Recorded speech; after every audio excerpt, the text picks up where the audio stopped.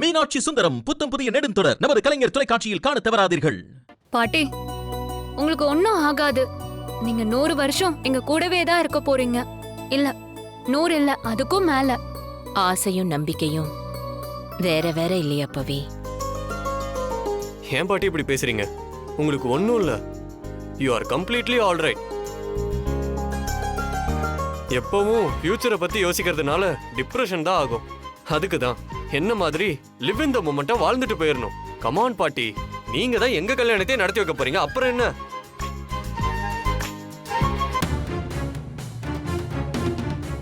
அவளே சும்மா இருந்தாலும் என் அண்ணன் அமைதியாவே இருக்க மாட்டேங்கிறான். நீ என்ன அர்ஜுன், பார்ட்டி நடத்தி வைக்கணுங்கிறதுக்காக விட்டா உன் கல்யாணத்தை நாளைக்கே பண்ணிடலான்னு சொல்லுவ போல. ரைட்டு, திரிய கொளுத்தி போட்டுட்டான். இப்போ அது என்னவா வெடிக்க போகுதுன்னு தெரியலையே. டேய், நீ ஒருத்த அம்மா உடம்பு சரியில்லாத நேரத்துல போய் கல்யாணம் அதுன்னு பேசிக்கிட்டு, அவங்க குணமாகி வர்றது ஒண்ணுதான் இப்ப முக்கியம். இந்த நேரத்துல எதுக்கு தேவையில்லாத விஷயத்தை பத்தி எல்லாம் பேசிக்கிட்டு இருக்க? ஆமா, டாக்டர் தான் சொல்லியிருக்காருல்ல, அவங்களுக்கு ஸ்ட்ரெஸ் கொடுக்கற எதையுமே செய்ய வேணாம். அவங்க முதல்ல ரெஸ்ட் எடுக்கட்டும்.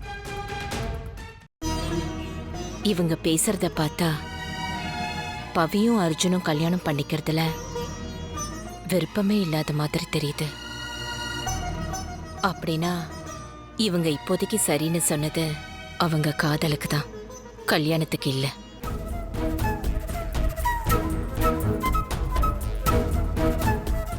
நினைச்ச மாதிரி தான் நடக்குது. இத மாத்தி நடத்தணும்னா நாம ஏதாவது செய்யணும்.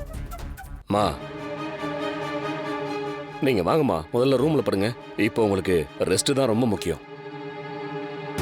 டிடி அர்ச்சனா, பாட்டியை கூட்டிட்டு போய் ரூம்ல படுக்க வைங்க. ஓகே, ஒரு நிமிஷம்.